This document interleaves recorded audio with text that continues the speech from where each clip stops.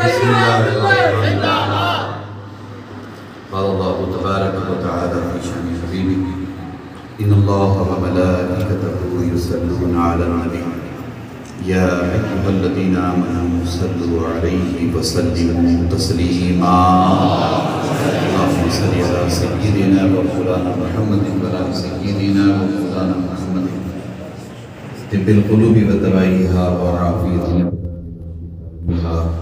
ونور الأبصار وضيائها وآله وصحبه دائما أبدا.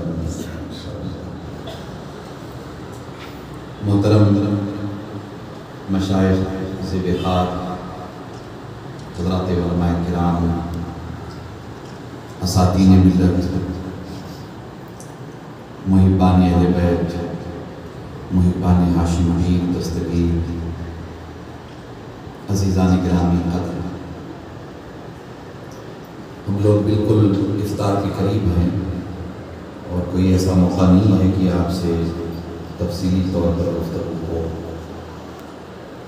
آپ سب حضرت ہاشم پیر دستگیر رحمۃ اللہ تعالیٰ علیہ کے عرس سراپا قدس میں تشریف لائے ہوئے ہیں.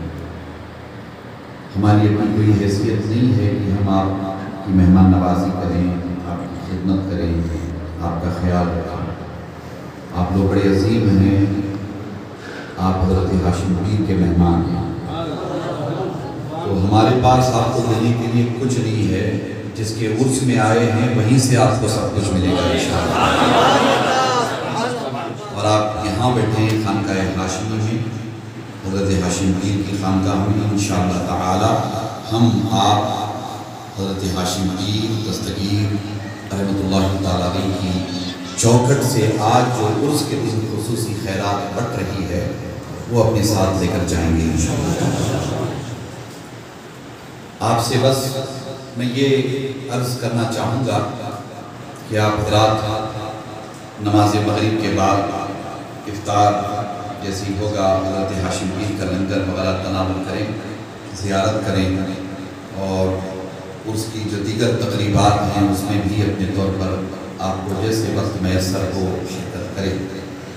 یہاں سے واپس جائیں تو حضرت ہاشم پیر کی دعائیں لے کر کے جائیں، حضرت ہاشم پیر کا فیضان لے کر کے جائیں، حضرت ہاشم پیر کی بارگاہ سے خیرات لے کر کے جائیں، اور اپنے گھر میں، اپنے گاؤں میں، اپنے وطن میں جہاں کہیں بھی آپ رہیں، خواہ وہ بیجاپور ہو، کرناٹکا ہو، حیدرآباد ہو، مہاراشٹرا ہو، جہاں کہیں سے بھی آپ تشریف لائے ہیں، آپ کی یہ ذمہ داری ہونی چاہیے کہ آپ دین کی خدمت کریں، اہل سنت کی خدمت کریں، انسانیت کی خدمت کریں.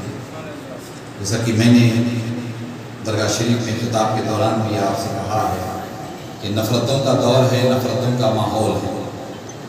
نفرتوں کے اس دور میں، کدورتوں کے اس دور میں، عداوتوں کے اس دور میں، دشمنی کے اس دور میں ہم سب کی بڑی ذمہ داری ہے. ہم لوگ اللہ والوں کے ماننے والے، ہماری بڑی ذمہ داری ہے. ہم نفرت کا جواب نفرت سے نہیں دے سکتے، ہم دشمنی کا جواب دشمنی سے نہیں دے سکتے، ہم عداوت کا جواب عداوت سے نہیں دے سکتے. آزمائش آپ کی بھی ہے، آزمائش ہماری بھی ہے، آزمائش ہم سب کی ہے. اللہ تعالیٰ قرآن مجید میں فرماتا ہے کہ جو ایمان والے ہوتے ہیں میں انہیں کو آزماتا ہوں. ایمان والوں کے حصے میں ہی آزمائش ہوتی ہے. کفر اور شرک میں جو لوگ مبتلا ہوتے ہیں ان کے لیے تو آزادی ہے، ان کے لیے تو آزادی ہے. آزمائش آپ کی ہے، ہماری ہے. آزمائش کی نوعیت جدا ہے، حیثیت جدا ہے، مگر ہمیں صبر کرنا ہے، شکر کرنا ہے، اور ہر آزمائش پر ثابت قدم رہنا ہے. بولیے کیا رہنا؟ ثابت قدم رہنا ہے. انبیاء علیہ السلام کی بڑی آزمائش ہے.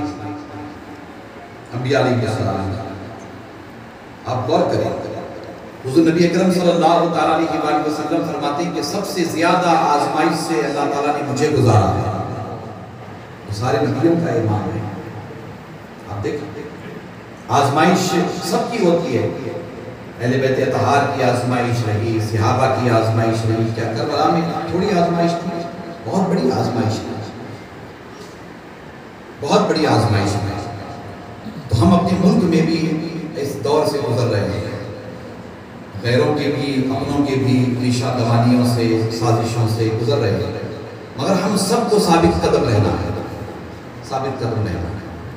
اور یہ آزمائش کے بعد اللہ تعالیٰ کا وعدہ ہے ان مع العسر یسرا، ہے نا؟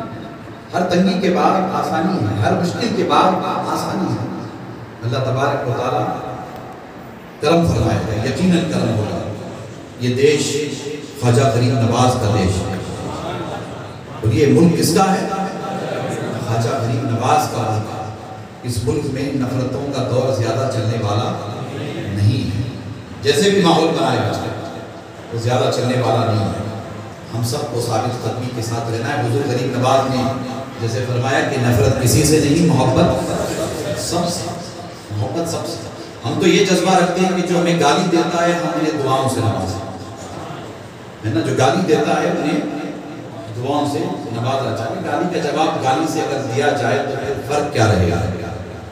تو آپ چاہیں تو ماحول اچھا بنا، اپنے تعلقات اپنے ہم وطن بھائیوں کے ساتھ اچھے رکھیں، اپنے تعلقات اپنے غیر مسلم بھائیوں کے ساتھ اچھے رکھیں، اپنے پڑوسیوں کے ساتھ اچھے رکھیں۔ جیسے ابھی کرناٹکا میں تقریباً میں سمجھتا ہوں کہ 20-22 ہزار مساجد کو اذان کے حوالے سے اور مائک کی آواز کے حوالے سے نوٹسز دیے گئے ہیں، آپ سب کو معلوم ہے۔ اس پر مشتعل ہونے کی ضرورت نہیں، وہ سپریم کورٹ کا آرڈر ہے، اس کو فالو کیا جا رہا ہے، ٹھیک ہے، فالو کیا جائے گا، لیکن مشتعل ہونے کی ضرورت نہیں ہے۔ ہم صبر سے رہیں گے، استقامت کے ساتھ رہیں گے اور قانون کے دائرے میں رہیں گے۔ اور کوئی مطلب ہے کہ اس طرح کی بدتمیزی کرتا ہے یا شرارت کرتا ہے تو اس کا جواب قانون کے دائرے میں رہ کر دیں گے، ہے نا؟ قانون کے دائرے میں رہ کر دیں گے۔ قانون کے دائرے میں رہ کر جواب دینا یہ ہماری ذمہ داری ہونی چاہیے، سمجھ رہے ہیں نا آپ؟ قانون کے دائرے میں رہ کر۔ تو یہ چند میرے معروضات تھے اسے ہاشمی کے حوالے سے، آپ حضرات توجہ کریں گے انشاءاللہ۔ خوب رمضان میں عبادت کریں، خوب عبادت کریں، نمازوں کی پابندی کریں، روزوں کا اہتمام، تراویح کی پابندی، آخری عشرے میں اعتکاف ہے، اللہ کی راہ میں صدقہ و خیرات ہے، غریبوں کا، مسکینوں کا، یتیموں کا خیال رکھیں، سب کی مدد کیجیے، سب کا خیال رکھیں، سب کا خیال رکھیں۔ اللہ کے رسول صلی اللہ علیہ وسلم فرماتے ہیں کہ کسی یتیم کے سر پر شفقت سے ہاتھ اگر کوئی رکھتا ہے تو اس کے ہاتھ کے نیچے اس یتیم کے سر کے جتنے بال آتے ہیں اللہ تعالیٰ اس کے برابر انہیں نیکیاں عطا فرماتا ہے، اسے نیکیاں عطا فرماتا ہے۔ ہمیں اس ان کا خیال رکھنا ہے۔ آپ یہاں تشریف لائیں، اللہ تعالیٰ اس ہاشمی میں ہم سب کی شرکت قبول فرمائے، ہم سب کی شرکت قبول فرمائے۔ دعا کریں گے انشاءاللہ تعالیٰ۔